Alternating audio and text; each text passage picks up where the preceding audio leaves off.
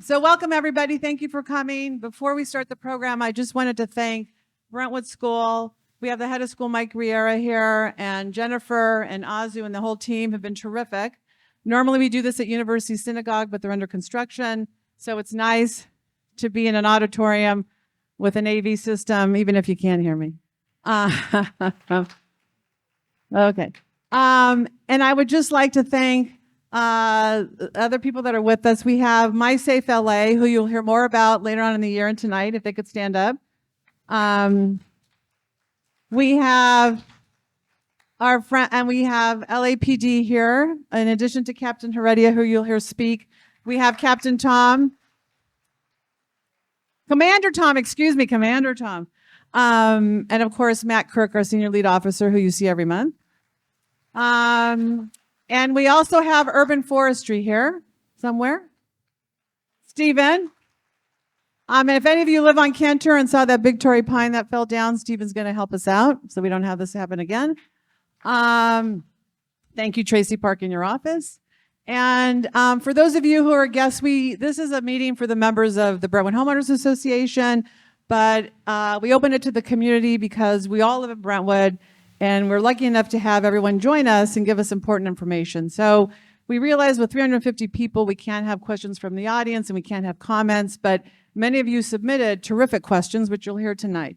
If you have anything you want to cover later, please wait till after the meeting. We ask for no one to ask questions or comment during the meeting, but you'll have an opportunity afterward when we're done to go up to anybody you want in addition to their staff, because they're all here. And so we'd like to start the meeting, and I introduce our president, Joel Ball.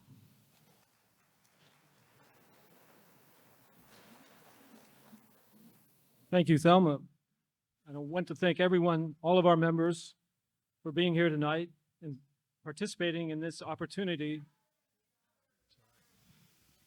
Thank all our members for being here and participating in this opportunity to engage with one another and our elected officials.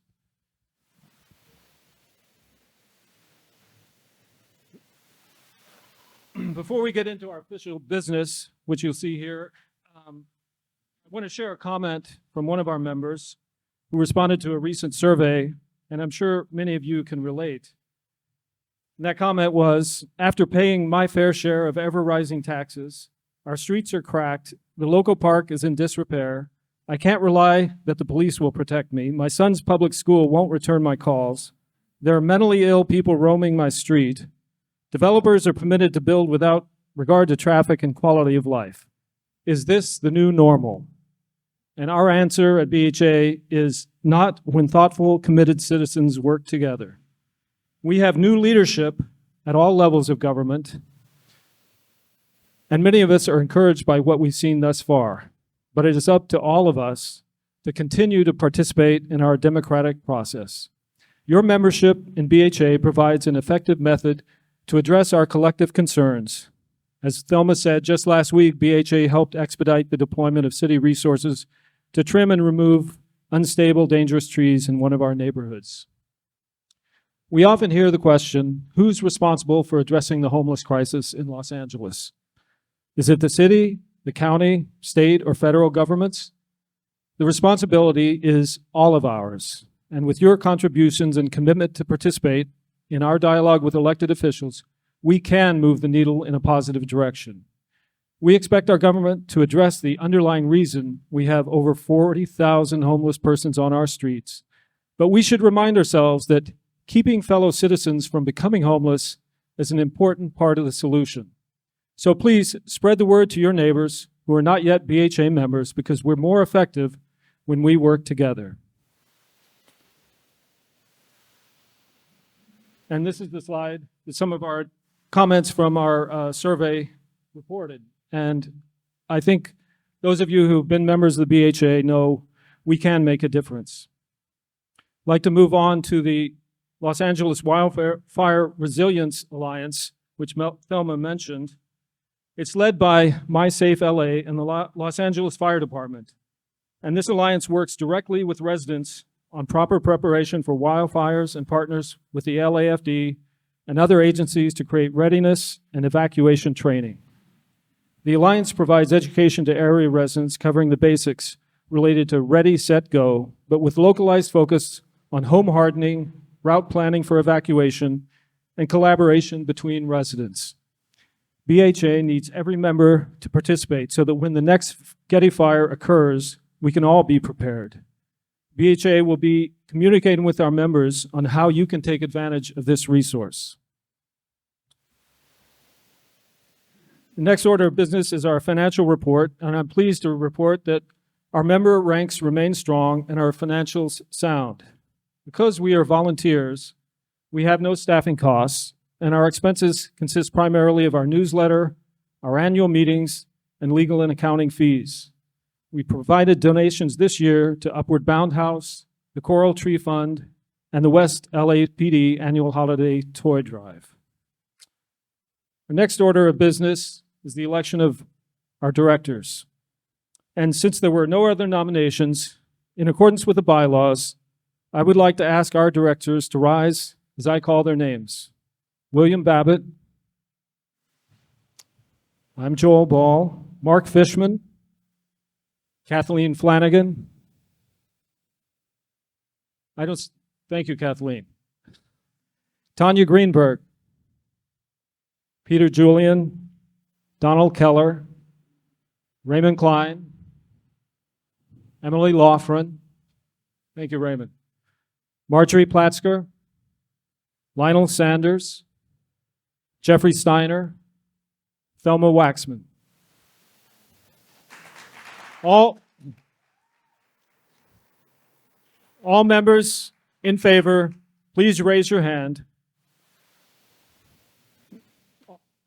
Okay, the board is approved. Thank you. These are your directors for the coming year.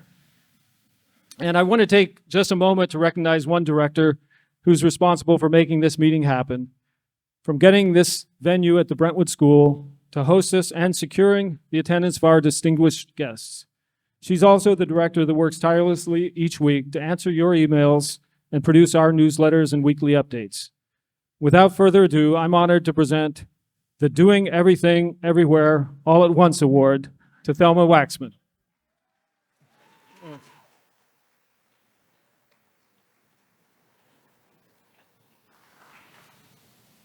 So we conducted a survey last month, and it should come as no surprise. The top issues, again, are the sidewalk encampments and homelessness, traffic, crime prevention and response. And this, as you can see, our members are concerned about those issues and feel they are not being served as well as they might be. And this leads me to the main highlight of our meeting, a discussion with our newly elected officials and representatives from the LA Fire and Police Departments. We're honored tonight to have Mayor Karen Bass join us, and although we've been advised that she has other commitments and cannot stay for a full-length discussion, she has offered to say a few words about our number one issue for the past 4 years, homelessness.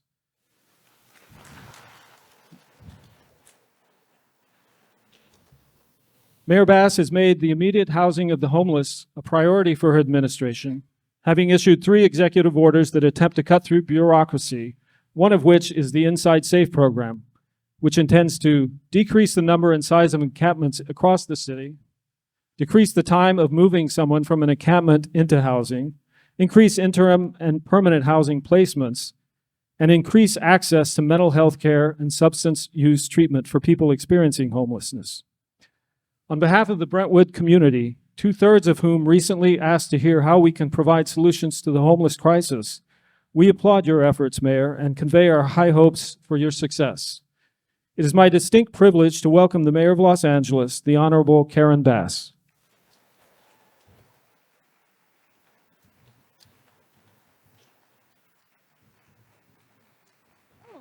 Thank you. Thank you. Thank you very much. Thank you. Thank you. It is an honor to be here with you this evening. And although it was mentioned that I can't stay, understand that I am willing to come back at any point in time. As the councilwoman will tell you, and the supervisor, we can talk about this subject all evening long. And what I'm so excited about is that the three of us, the city, the county, the state, and the federal government, we are finally all working completely together. No more finger pointing. We're working together. And I have to tell you, it was a special treat to me to see my former colleague, dear friend, Brad Sherman. And I whispered in his ear as I was walking up, I have to give him a call so he can give me the latest on the financial crisis that hopefully has been averted. But anyway, let me just say, as was said, I said all year long that on the first day, I was going to declare a state of emergency because frankly, I believe 40,000 people sleeping on the street is an emergency. And when on my first day, I actually didn't go to City Hall. I went to the Emergency Operations Center and placed Los Angeles in a state of emergency. And what that means is that shifts some power toward the mayor's office, but it's power that I have not used because we are completely collaborating with the city council. And one of the first areas we went to was the Venice area, because of the long-standing encampments there. So I declared a state of emergency, and then the next day or a couple days later issued an executive directive to fast forward housing, the building of housing. So Inside Safe is just one component of a comprehensive strategy, expediting the building of housing. And if anybody here builds housing or anything else in the city, you know how difficult it is to get anything built because of the red tape. And so what we did is that we told people, if you are developing, especially 100% affordable housing, we will give you dates certain to when you will have appointments to get your plans checked, to get the approvals and all of that. And we've had a number of developers tell us, well, I had an appointment in June, and then a week later, I got a letter in the mail telling me my appointment was in 3 weeks. And so that's the whole point, is to expedite the housing. We did another executive directive that says we want to use publicly owned land. And everybody has been coming forward. The superintendent of schools came forward to say LAUSD has land. Metro came forward to say Metro has land and money. And then certainly the city and the county have land. And so we're going to build interim housing there and some permanent housing, but we're trying to get everything in place. On Wednesday, we're doing a deep dive with reporters so that we can go into all of the details as to what we're doing, how we're getting it done, and how we're paying for it. So it's expensive right now because we are utilizing motels. And what we did in the Councilwoman's district, and you might talk a little bit about it, so I'll just mention it quickly. But I think we have clearly proven that people will leave the tents. And I've been to Inside Safe operations in other parts of the city where it might be an encampment and say there were like 10 tents and maybe 15 people in those 10 tents, and say maybe 5 of them said, well, I don't want to leave, I don't want to leave. And they said that. But then we go and we do outreach for several days, and then there's move-in day. And a bus comes and will take people to a motel. Well, guess what? 10 people get ready to go into the bus, and then those 5 people that said they weren't going, jump on the bus. So we have been able to move people and to demonstrate that if people are provided housing, they will go. Now, you all know that we have to deal with mental health and substance abuse and all of those reasons as well. And so the governor contacted us right away and said that he wanted LA County to be a part of the care court, which means, and I happen to believe, even though this will get me in trouble with some people, I happen to believe that it is not freedom to be profoundly mentally ill on the street. I have a healthcare background. I think that some people need to be hospitalized against their will because they don't know that they're sick. And why would we leave them on the street until they deteriorate to the point of committing a crime or hurting themselves? So in terms of that, the governor is working with us. The governor called me a couple of days ago and says he has a big announcement he wants to make. By the way, I don't think I've told you that, Supervisor, Councilwoman, but we might be getting some extra resources. He did bring a $196 million check about a month ago. HUD, The federal government has kicked in. President Biden said he wants to reduce homelessness by 25% in the United States. I immediately called up the White House. Brad, I called Ambassador Rice in the Domestic Policy Council, because when the president makes a decision like that, then it all moves to the Domestic Policy Council. I called Ambassador Rice. I said, you need to get out here, because if you want to meet your national goal, you can meet it by coming to Los Angeles. And if you want to surpass your national goal, make California a priority. She came 4 days later, and it will lead to, in a few weeks, we are competing to be one of the cities that will be targeted, where we will do a memorandum of understanding with the Biden administration to bring extra resources. Shortly after that, we did get a $60 million check from HUD, from Housing and Urban Development. So what I'm describing here is that I believe that finally people see that we all need to come together, as the phrase we say, we want to lock arms across all parts of government, because we need a whole of government approach. Pretty soon we will move into a private sector response as well. And so a lot of housing is coming online now. I've been going to ribbon cuttings about every other day. That's housing that we all have been waiting for when we chose to tax ourselves a few years ago and wanted to know where was all the housing. Well, because of all of the red tape, it has taken so long, but it's now coming online. So we're able then to move people out of the motels into permanent supportive housing. But along the way, we're discovering all kinds of crazy things. Like, for example, the federal government required us to have a system for how we decide who's going to go into housing. But we created a system that is so crazy, we actually have hundreds of vacant units of permanent supportive housing that people can't get in because of the red tape. And it's self-imposed red tape. So this week, there will be a motion before City Council. I believe you're aware of that, Councilwoman. And that is to get us out of this crazy system so that we can get people housed much quicker. So I feel extremely optimistic. I know this problem is not going to be solved overnight, but I feel that with all of the people that we have working together now, that we're going to be able to make significant inroads. A couple of other anecdotes to tell you that are kind of interesting is that when we have on move-in day, sometimes I'll tell you there'll be 15 people that are in the tents. Well, when we show up, there's 20 people or 25 people, because you know what? The folks in tents are calling other people in tents. And so encampments are closing that we did not do outreach to. And people are coming and showing up because they're hearing that their rooms. Now, motels is not a sustainable way to do that. We can't do this forever. It's too expensive, which is why we have to come up with another model of interim housing. And there are models like, tiny homes, which I'm not a particular fan of, but it's better than a tent, or container housing that Hilda Solis built, a container village that has over 200 units. She was able to put it up in 6 months. There's a lot of modular housing that's able to be assembled very quickly. Again, when you get everybody working together and decide that this is an emergency, you can actually get things done. After declaring it a state of emergency, the county, because of Supervisor Horvath, the next week, she put the county into a state of emergency. The city of Santa Monica has declared a state of emergency. Long Beach, Compton.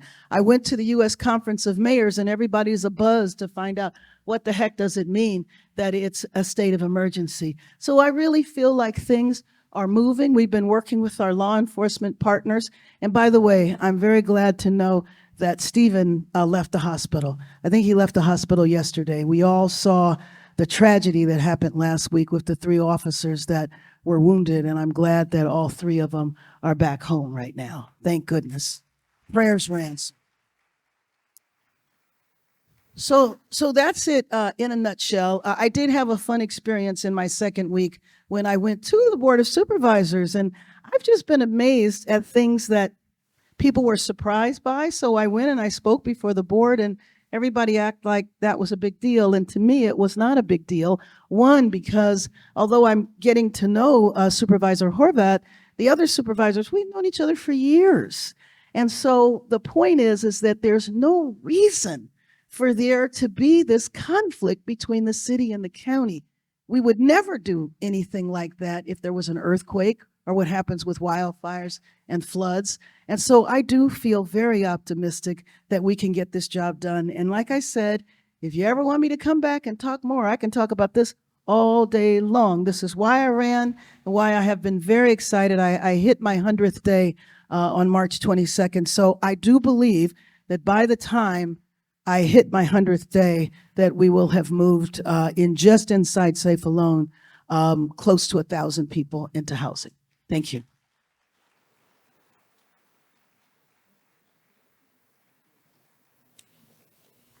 I would like to ask our distinguished guests to come up now. We'd like to get a group photo with the mayor, if we could, please.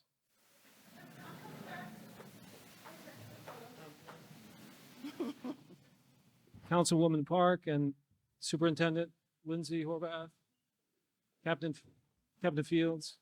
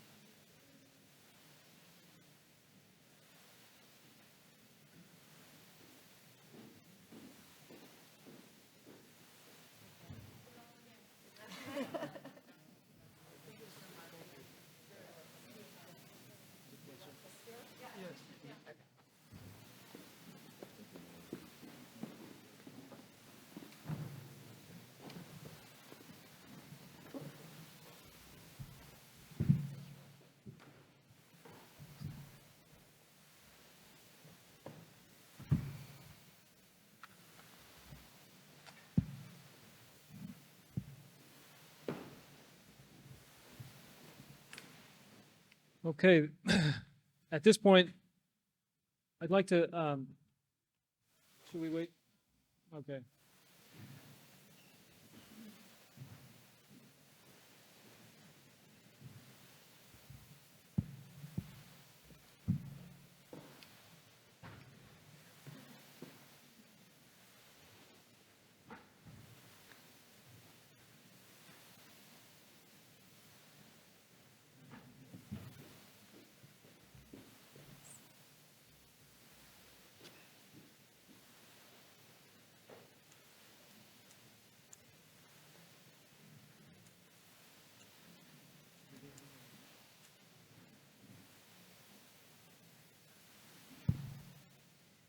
It's nice to see you all here tonight. While we have a little moment, I thought I'd give you all my email.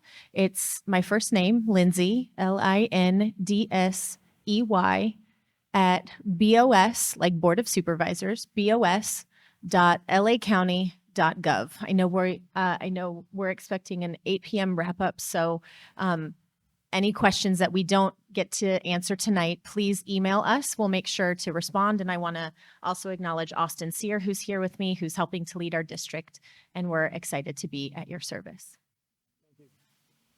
Yes, Lindsey, Lindsey, at BOS, like Board of Supervisors, .LAcounty.gov.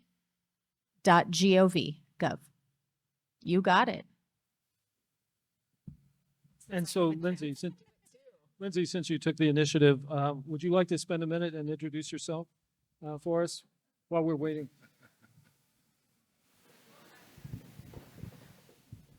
Lindsey is going to introduce herself. Sure. I didn't mean to get started prematurely, but I'm happy to start if you'd like.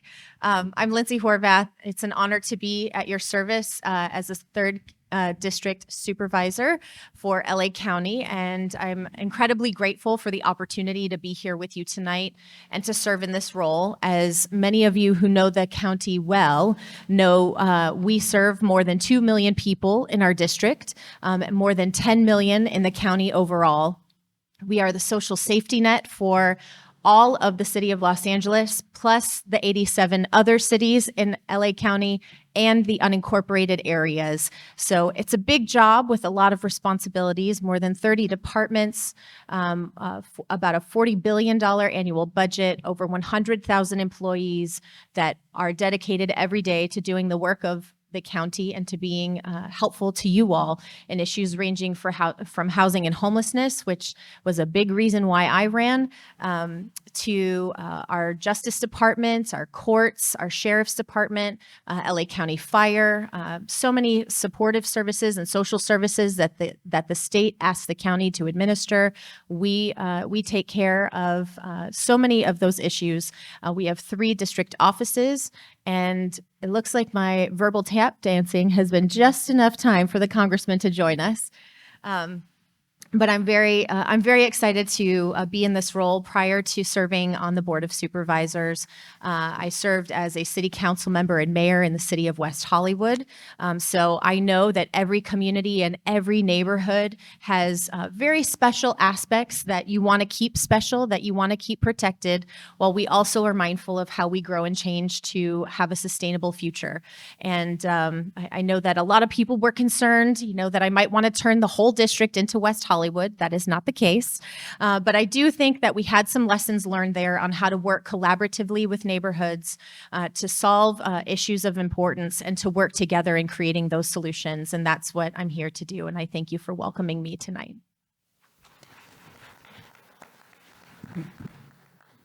Thank you, Lindsey. I'd like to ask the congressman to introduce himself for a couple moments, please. Hello, I'm Brad Sherman. I come from America's best named city, Sherman Oaks. For 26 years, I've represented the West and the South San Fernando Valley in the United States Congress. So what am I doing in Brentwood? Every 10 years, we have a census, and then we redraw the district lines.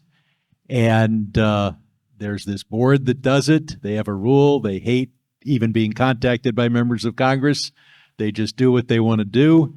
And they decided that they took Granada Hills away from me, and they gave me Brentwood, and who am I to complain? For 10 years you've been represented by Ted Lieu, and I'm almost as good, but I'm not near as good looking, but I'll keep doing what I can. Thank you, With me today is the man who runs our constituent service office, Scott Abrams, and also Talene Karoglian, who's joined that office recently, and I want to put in a pitch for their work. Imagine a federal agency makes a mistake. It could happen. Could affect you. Could affect one of them. Could involve Social Security or VA benefits or the IRS. You call Scott, you call Talene, they work very hard, they solve your problem, and then I, Brad Sherman, take the credit. It's a good system. Thank you, Congressman. We're going to try and keep moving here, if you don't mind. Okay. Well, I do have a lot to cover. I do hope that the questions that I face are those on federal issues. That's what I've been working on, and look forward to learning from our local officials what can be done with local government. Thank you. Thank you.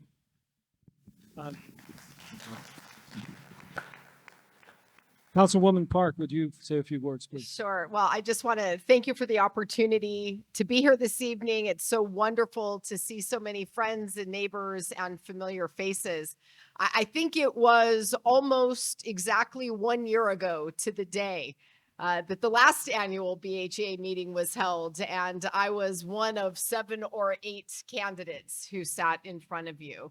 And I just wanted to say thank you for giving me the opportunity to lead in our city. Thank you for believing in me.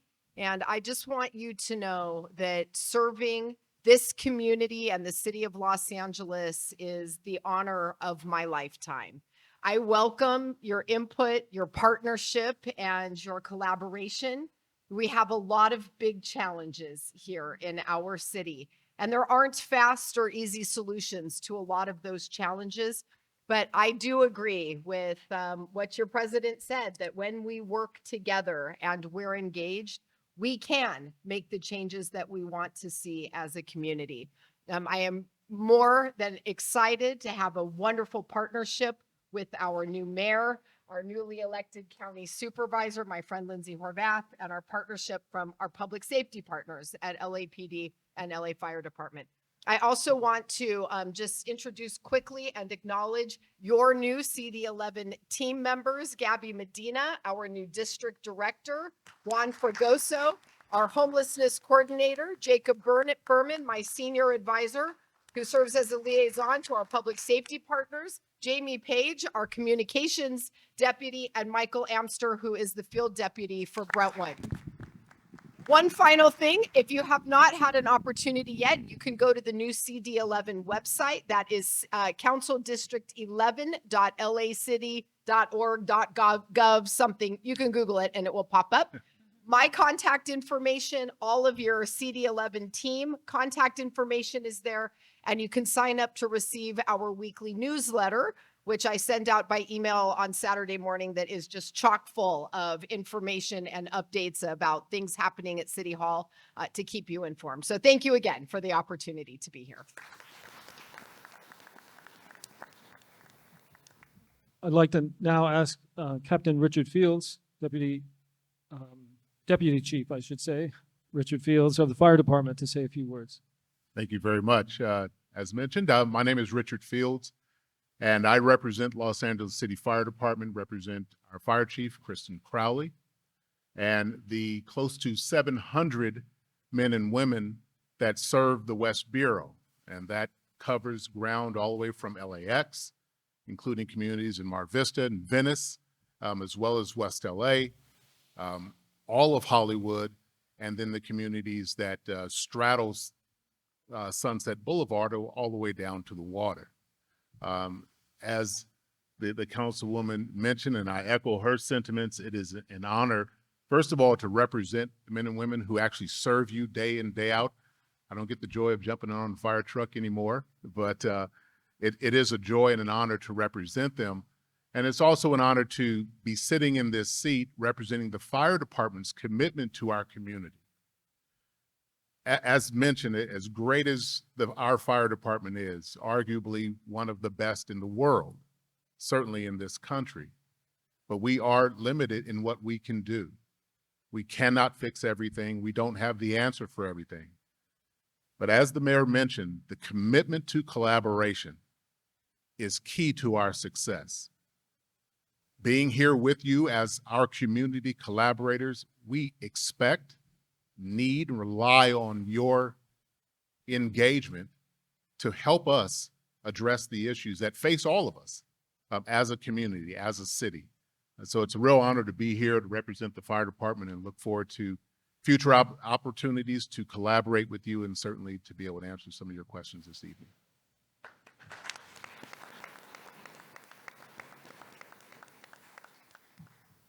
Captain Craig Heredia of the LAPD is next. Good evening. Thank you all for allowing me the opportunity to be here. I've had the privilege of working in West LA since January of last year. I was promoted to patrol commanding officer here, and had the opportunity to work with now Commander John Tom. And when he was promoted in October to commander, I moved over as the area commanding officer for West LA. We have a lot of area to cover. We have the Pacific Palisades, Brentwood, Bel Air, all the way over to east to the Pico Robertson area. There is a lot of work to do here, a lot of progress to be made.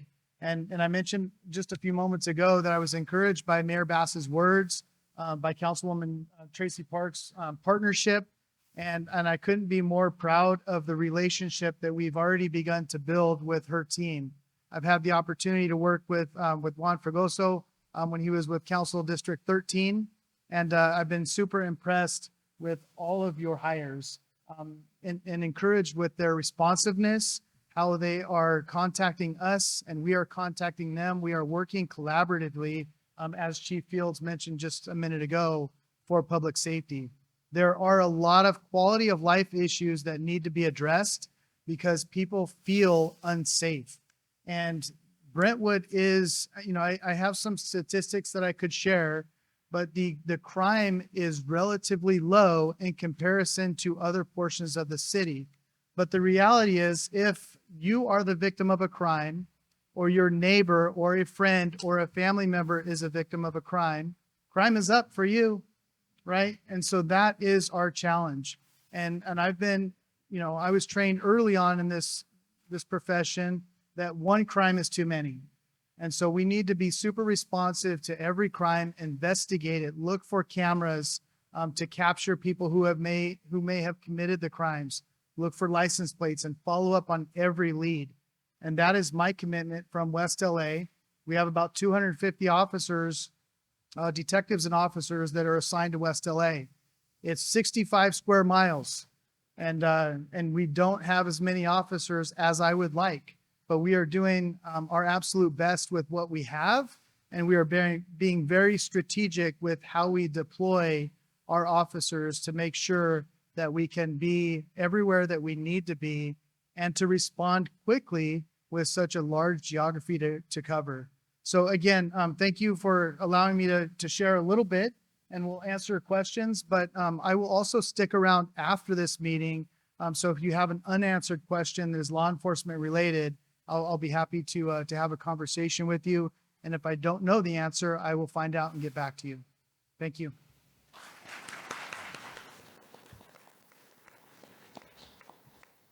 Thank you, Captain. So we've gathered some questions from our members, and the first one is directed to Congressman Sherman. Now you give a chance to respond, but we want to keep the responses to just a couple minutes, please. Your district now includes the VA campus in West LA. The development of promised housing there has been excruciatingly slow. With the most recent renovation of Building 207 resulting in 59 units, there are only 113 permanent supportive housing units available for homeless and at-risk vets on the campus. This is a far cry from the 1,200 units promised in 2015 as part of the VA's master plan. Recent federal legislation promises $350 million toward the development of housing for veterans. What can you do to expedite the building of the housing and services so desperately needed using these funds as well as city and county funds?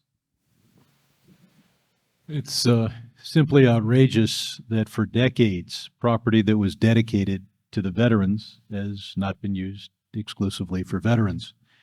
And we now not only need to deal with veterans' health care, but housing as well. I do think that we're on target to have 600 of the 1,200 units by the end of next year. But that would give us just 2 more years to reach the 1,200 level. We did secure a very disproportionate share of the funds nationwide, some $350 to $360 million. This can be used at the campus, but not for actually building the housing, but for everything that you need to do for the infrastructure of the housing or to rehabilitate property. It is. Let me just ask one question. It has been reported recently, a veteran stated that the VA is a spikes out organization, and that's difficult for veterans to receive immediate services. Is that something your office can address? You say spikes out? Spikes out, meaning not very friendly. Like not easy to gain services. Look, an awful lot of the individuals who work at the VA are dedicated their lives to helping veterans. We have helped hundreds of veterans over the years deal with situations where they feel they're not getting the health care that they're entitled to. Whether this particular veteran had a bad experience or two, I don't know. But certainly there are an awful lot of veterans that have very good experiences. We need to deal with the housing issue, of course. The idea that there are 4,000 veterans unhoused here in LA County reflects the fact that we do not have the apartments that are needed. We don't have the mental health. I know the mayor covered a lot of this, but we've got to do an awful lot, not only for veterans who are unhoused, but everyone who is unhoused. Thank you. I'd like to direct this question to Councilwoman Traci Park. Massive hillside development continues unabated in our neighborhoods despite recent ordinances that were intended to prevent it. How does the city planning office justify allowing runaway hillside development and increased density where fire danger is only increasing? And how will you stop oversized, misplaced, and disruptive construction of housing and projects such as Bergruin in sensitive environmental and severe fire zones? So that's a great question. Thank you for that. And, I spent a lot of time listening really carefully to concerns from our high fire severity zone communities and our hillside communities. I share the concerns about overdevelopment in our hillsides. I worry about the impact on wildlife, the impacts of density when it comes to emergency circumstances. The reality is it's not when a big incident happens, it's just a matter of time. And so I think for any development going forward, we need to have a consistent set of approaches to evaluate what that is and make sure that every measure possible is implemented to address those strains on our infrastructure and to protect public safety. And I'll look forward to working closely with our neighborhood and community councils for feedback and direction about what those concerns are. Thank you.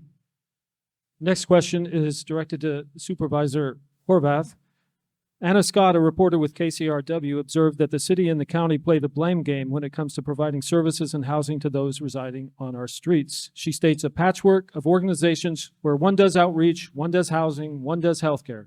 Things that should be simple become unbelievably complicated, and at the end of the day, no one is accountable for getting the person off the street. The Los Angeles Homeless Services Authority is the lead agency coordinating housing and services for homeless families and individuals in Los Angeles County. They manage over $800 million annually. LAS has been criticized by many, chief among them former LA City Controller Ron Galperin, whose 2022 audit found it's likely that significantly more Angelenos will be experiencing homelessness compared to when ballot measure HHH was approved in 2016. Mayor Bass claims that the city and county are now working in lockstep after a previously dysfunctional relationship. Can you tell us why progress has been so slow and how it will improve? So the mayor is absolutely right that we are setting a new tone, working together, which shouldn't be a novel concept, but unfortunately we've learned that upon taking the job that it was. And I share the concerns that people have expressed about LASA. I talked about it while I was campaigning, and it's why I appointed myself to the LASA Commission, because I don't think people elected me to put more people between myself and the decisions that are being made.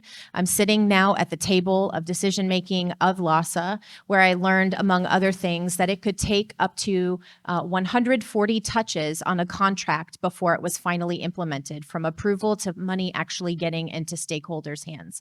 That, to me, is absolutely unacceptable.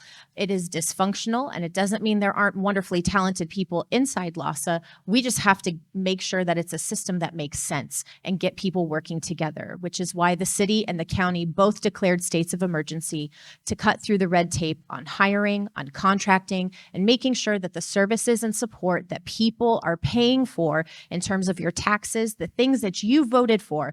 And I share your frustration when you're told you have to vote for certain people, vote for these ballot measures, and we're going to solve your problems, and it doesn't happen. That's why I ran. I saw it happening in my own community where we had to step up in our city because we weren't getting the help that we needed. And so we had to step in and bring services together in our own way. And I learned a lot from the way that our city went through an iterative process to provide solutions and sort of be a laboratory of ideas around how we were able to help provide solutions to homelessness and the homelessness crisis we were experiencing on our streets, where we got to about an 80% success rate, getting people off the streets and into housing, services, or both. Now I am at the table, not only with the Board of Supervisors, but at LASA, and making sure that I am putting myself at every single decision-making table, not to create more bureaucracy, but to be directly close to the decisions that need to be made.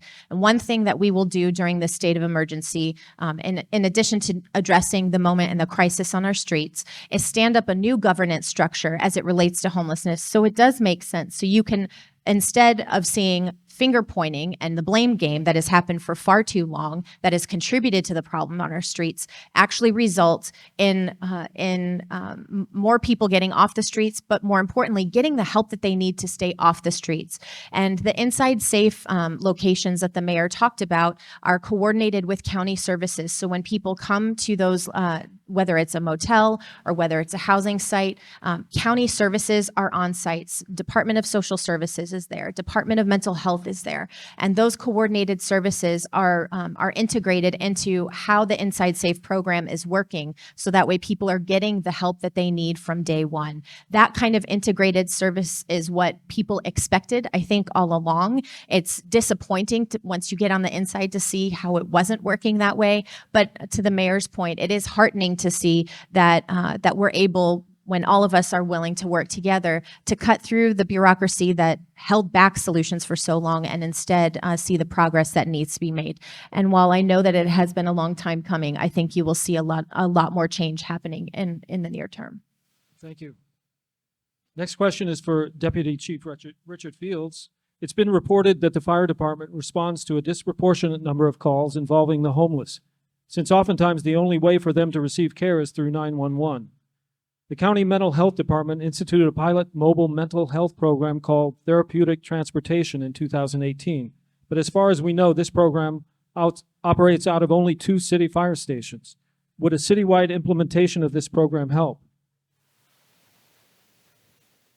Well, first of all, I'll address the first statement. It truly isn't a disproportionate number. Our responses, first of all, the vast majority of our responses are medical related. So just over 80% of what we respond to is EMS related. And obviously, a lot of our responses, if they are impacting or involving the PEH population, we are largely addressing medical related issues, whether it's hypothermia, being exposed to the elements, or other factors.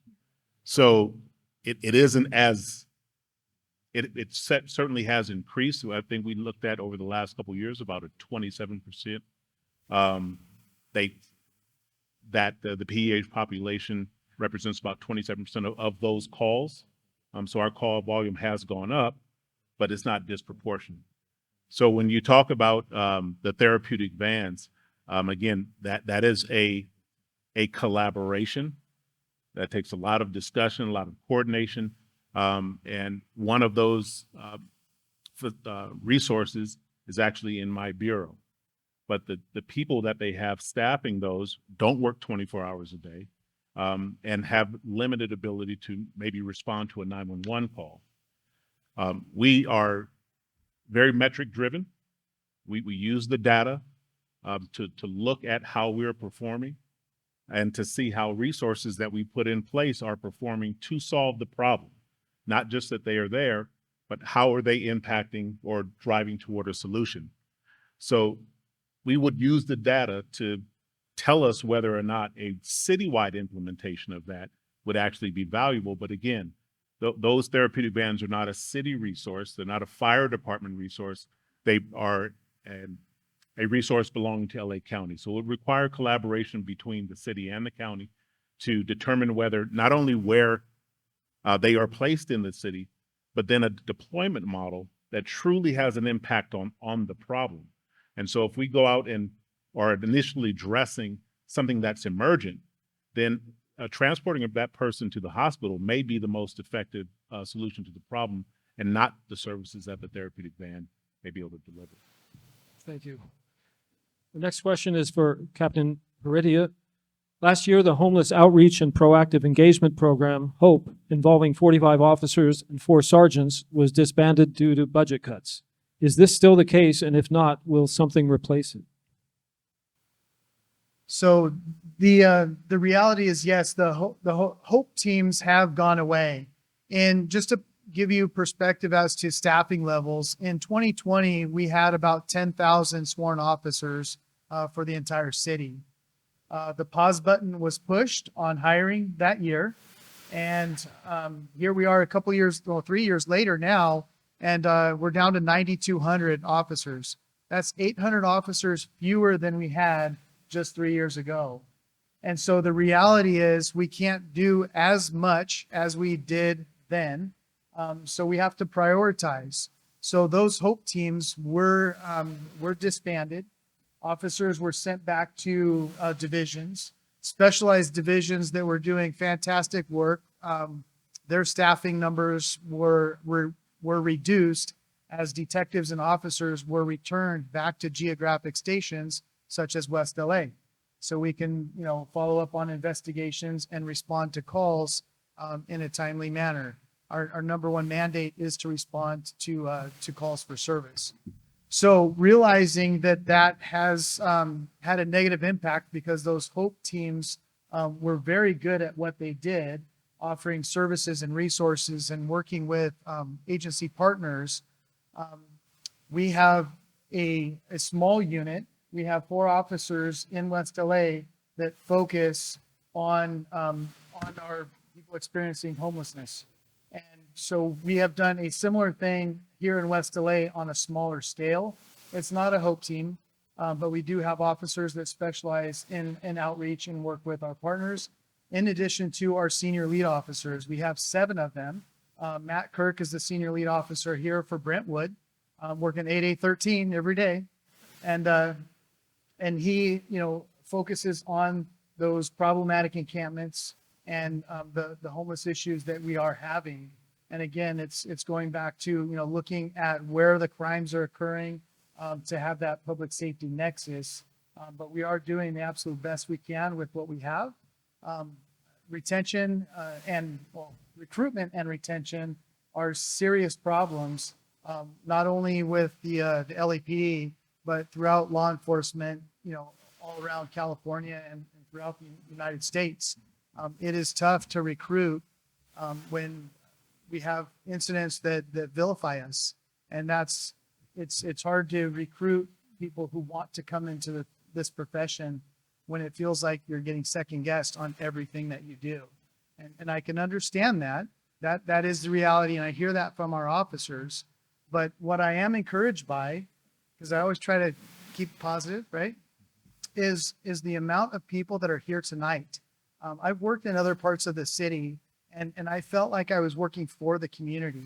But here, you're all here. You're here with us, and I feel like we are working more together. And that's one of the things that I really enjoy about West LA and the communities here is that people show up to community meetings. People want to be heard. People are emailing us on problems that we would otherwise not know about. So I know this is a long-winded answer and I'm kind of getting off, but it is related because all of, we keep track of all of our crime statistics and transient related crime, whether it's a suspect or a victim, does have a specific MO code. So we are able to track how much of our crime is transient related. But I do think some of it is underreported because when we have officers that are doing a crime report, they're asking, victims for their identification. Their identification has an address, might be an old address where they used to live, but now they're living on the streets. So sometimes that information gets written down and there's no way for us to know that that victim is actually experiencing homelessness at that time. So we're trying to educate our officers to do more quality investigations early on so that we can really know where our problems are, what types of crime we're encountering so that we can respond appropriately. And the best response might not necessarily be a law enforcement approach. It might be asking service providers to come and do some outreach and be able to mitigate the crime in that way. The science behind a crime is you need 3 things for any crime. You need a suspect, you need a victim, and you need a location. And if we can work to eliminate one of those 3 components, then we might not have that crime. And that's what we need to focus on. So it's identifying who's committing the crime, who the victims are, and also environmental fixes for location, such as if we have problems that are occurring in a dark neighborhood, maybe let's install some lights and then the crime goes away. You've done an environmental fix. So now you don't have the location and your suspect and victim don't have a spot to do the crime, right? So you've solved it that way. So we're trying to be very strategic in everything that we do by studying the crime statistics so that we can provide that good service. Thank you. Thank you for that very careful and elaborate response. And we appreciate your force here, and we're always glad to see Officer Kirk and the other officers he's able to get out here, and we're very grateful for your presence here tonight. I'd like to direct the next question to Congressman Sherman. It's one that several members of our membership wrote in about, and pretty much goes this way. The Brentwood Post Office is a disaster. Uh-oh. Many residents report an increase in lost or stolen mail, no delivery for days at a time, locked drive-up drop boxes, and long lines at the counter, leading us to wonder whether we should no longer expect reliable delivery of U.S. mail. What is the cause of these problems, and what can you do to improve the Postal Service? First, I know that we want to spend a full hour discussing the big issues facing us in Congress, and that is exactly what we'll do on March 28th. When I've got my telephone town hall, you can register for it by going to bradsherman.house.gov. We'll have a chance to talk about economic policy, foreign policy, et cetera. As to the post office, we've just begun to hear about these problems. Been serving the community for 2 months now.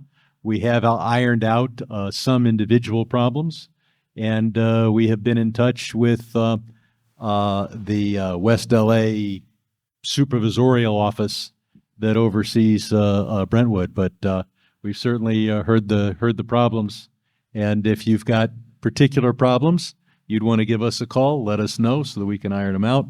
The phone number's on the comb, and the reason I hand out combs is obvious. Thank you. We had to ask. Next question for Councilwoman Traci Park. How do you increase responsiveness to requests for city services such as tree trimming, street paving, and potholes, illegal construction, blocked street drains, and more? Is it a funding problem? So there's a lot of different pieces to unpack there. For a lot of those basic service requests, I would highly recommend folks use My 311. It actually is a great system. It will get issues addressed and resources deployed to that location. You can just input the address. If you have photos of what the problem or the issues are, you can upload those right through the app. So I would highly recommend that for sort of the more general routine things that come up. Another thing that you can do is reach out to me and my staff. And depending on what the underlying issue or problem is, we're going to plug it into My 311 for you. Or if it's really something more significant than that, we will collaborate across city departments, figure out what resources may be necessary, and then get those deployed out as quickly as possible.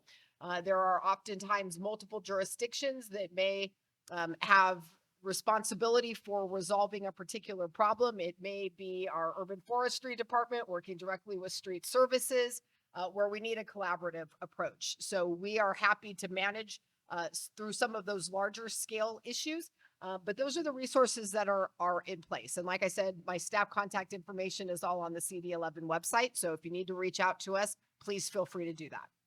Thank you. I know we're just a little bit over, but I'd like to continue for just a moment or two, if we may, and direct another question to our County Supervisor Lindsey Horvath. As you know, Brentwood residents experience significant gridlock and reduced quality of life as a result of the traffic congestion around the 405. Last year, Metro requested comments on its I-405 comprehensive multimodal corridor plan, which would allow LA Metro to apply for state funding as part of the Metro's solution for congested corridors. Of the 435 projects on the CMPC project list, BHA submitted comments in support of the following projects that would improve circulation and provide transportation alternatives along the 405 corridor. Do you support these projects, and will you work to obtain funding for them? Number one, implement bus rapid transit on Sepulveda to LAX. Number two, improve park and ride options and increasing express transit options along the corridor. And number three, increase speed in the HOV lanes on the 405 to improve trip times and encourage people to carpool or take public transit. No, that's a lot. Yes, I think there was also a fourth request about limiting noise, and I think if we're increasing speeds, that might conflict with the request to reduce noise impacts from the 405. But I do think that we need to invest in many transportation solutions. I know that the proposed Sepulveda alignment gets the lion's share of discussion these days, but there are a lot of solutions that need to be implemented. There are micro transit options that are happening in and around this neighborhood that Metro is funding as an experiment, to a pilot to see how we can expand and make sure that ridership is safe and accessible. Making sure that we do get alignments to LAX and work on Sepulveda, making sure all of those options exist is important. It needs to be a both and, not an either or approach. We've seen that simply expanding the 405 didn't solve the problems that we hoped for it to, or that we were promised. So we have to look at other options that are meaningful, that actually get people out of their cars one by one through our neighborhoods and into transit. And a big part of the way we're going to do that is by making it safe. The number one concern we hear in the few months that I've been at Metro so far has been safety. And that's why some of the microtransit options have been deployed, not only for regional access, but because a lot of Metro riders find these modes of transportation to be safer options for them as they're trying to get around, especially women who are traveling by themselves. So we need to make sure that we're delivering solutions that work, that actually help increase our ridership and keep people safe while they're working to get wherever they need to go in the region. So yes, I will make sure that we fight for funding. And in fact, the congressman whispered to me about something he's working on to help increase funding from the federal government into our Metro system. There are opportunities. We just have to collaborate and respond to those calls when they come in. And I'm happy to do that. Thank you. I'd like to address this question to Deputy Chief Richard Fields and Councilwoman Park. The state of California has denied local governments the right to determine their own zoning, potentially allowing up to 4 to 10 times as many homes on the same parcel, which would substantially increase density in neighborhoods with extremely high fire zones, often with narrow streets with one way in and one way out, like many neighborhoods in Brentwood. How well equipped will you be to navigate this huge increase in density in those high and extremely high fire zones? So I'll go ahead and start and then turn it over to the chief. I think that, we have a few pieces of reality that we have to deal with here. We have a mandate from the state to build 450,000 units of new housing in our city. And there are about 150 new housing laws that have come out of Sacramento in the last year and a half. Here in the city of Los Angeles, the reality is we have to build housing units. And there are places that I think are more appropriate than others. The city's focus on TOC-oriented development makes a lot more sense if we're talking about sustainability and putting housing near where folks live, where they work, and where they can connect to transit. As I mentioned before on the development question, I have very, very serious concerns about development in our high fire severity zones and our hillsides and our canyons for a lot of the reasons that were wrapped into that question. What happens when we have an emergency, when we need to evacuate, with the strains on existing infrastructure, the loss of open space and natural habitats. And so that is something that I am concerned about, and that as we look through the community plan update process, we are being mindful about where and how we are going to distribute that density around our communities. Thank you. Another question for the congressman. President Biden signed an infrastructure bill last year. What projects in LA County will be funded with this money in the coming years? And what projects would the council member and our county supervisor like to see funded? Well, the president came out to West Los Angeles to talk about the new station for I believe it's called the Purple Line, although they keep changing the colors on us. And I think the most important thing for my district is to see rail through the Sepulveda Pass. We've talked about the 405, and what will really get people out of their cars is a chance to go on rail. And there's considerable, I've asked Metro to provide a lot of answers to how the different programs would work. A lot of it has got to be applied for by the local transit agencies in order to get the money. But certainly, I expect that over the next 10 years, we're going to have a rail through the Sepulveda Pass. Well, that is great news. I'm going to ask Captain Heredia a question which he touched on, but I think is worth amplifying here and get to it. But it is essentially with police coming under scrutiny and the spate of attention that has been focused on certain incidents in which, you know, the police are under magnifying glass. How do you recruit young men and women whose career calling is going to be police service? So the reality is we need to start recruiting at a younger age. And we have some good programs here in Los Angeles with regard to junior cadets and cadets.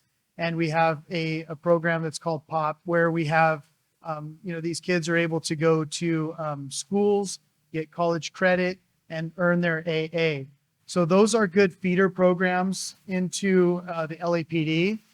But the reality is we need to change our image one contact at a time. And it's just having those positive encounters. And the unfortunate reality with being in the law enforcement profession is most things are negative based. Your car got broken into, something bad happened, we're the red light in the mirror. There's always a negative, connotation with that for the most part. So we need to be very purposeful in going out and having these positive encounters and telling our story about how wonderful it is to be in law enforcement and how rewarding it is. And I think that's one of the great things about, being a senior lead officer. You get to deal with the community and not handle all the radio calls for service, but you get to quarterback issues. And I think when we're able to share those stories and how helpful we are to the community, that is a good way to bolster recruitment. But it's word of mouth. It's officers, sharing their stories with other people who may want to join law enforcement and to speak to the positives of the profession and not just let other people talk about the negative side and all of the negative things that happen as a result of law enforcement. And you see different stories being told about negative things. And I would have encouraged media to highlight positive stories, because I think there are so many more that can be told that aren't, because they're not as sensational as the negative things that happen.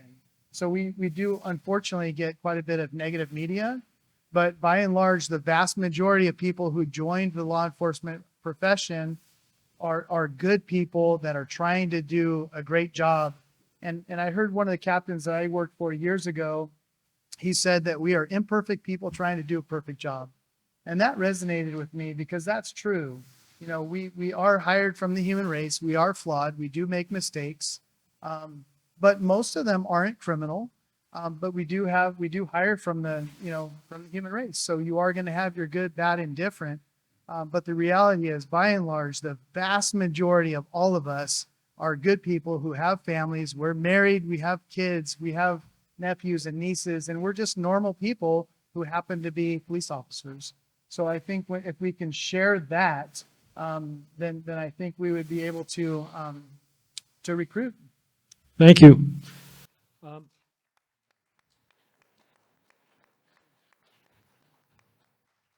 Thank you. I know we're running late, and I just want to ask one more question, because fire safety is something that's important to all of us. Brentwood residents were forced to evacuate in 2019 with the outbreak of the Getty Fire, which eventually burned 745 acres, destroyed 10 homes, and damaged dozens of others. As fire season has become year-round, what should our members and the entire community be doing to lower the risk of fires? And because we have had several individual house fires in the last year, one of which took a life, what should individual homeowners in condo buildings do to be fire safe? To Deputy Chief. I kind of assumed that was for me. I was going to give it to the councilwoman, but I think I'll take that one.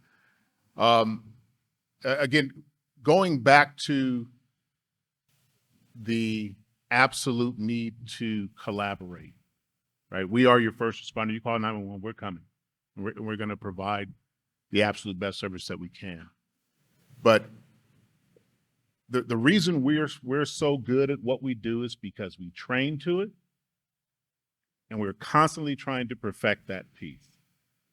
Now, we don't expect our community to jump on and off a fire truck, but we do provide you all, every one of you, with a wealth of information, opportunities to educate yourself, to understand what it means to be prepared, to be ready to go, and to be resilient in the case of a wildfire. We partner up with organizations like Myself at Safe LA, folks that are Dave Barrett and his folks that are sitting here in the front, in really, again, providing education for our community on what it means to be resilient, what home hardening looks like. And I'll say a lot of focus is placed, and me and the councilwoman had this conversation, a lot of focus is placed on evacuation, right?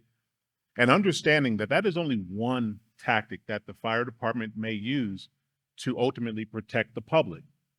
There may be times where we do not evacuate. However, when we do, we count on our residents to be ready to do that when we make that order. And so understanding what it means to be ready, to be set when we ask you to go is a critical part of protecting the public. And so we're working very hard in collaboration with the council office, with MySafe LA, in making our public, our communities more resilient by giving them greater education. You know, the reason I can get out of our firefighters can get out of the fire station in a minute, because they don't have to think about preparing for it. Their equipment is ready to go. They've checked it already. They are, in case when that bell goes off, they're ready to go into action. We really want to educate and to develop a community that in some ways has the same ability and capabilities to do that, because that's how they best help us in mitigating large-scale emergencies. Thank you. I'd like to thank the panel for participating tonight.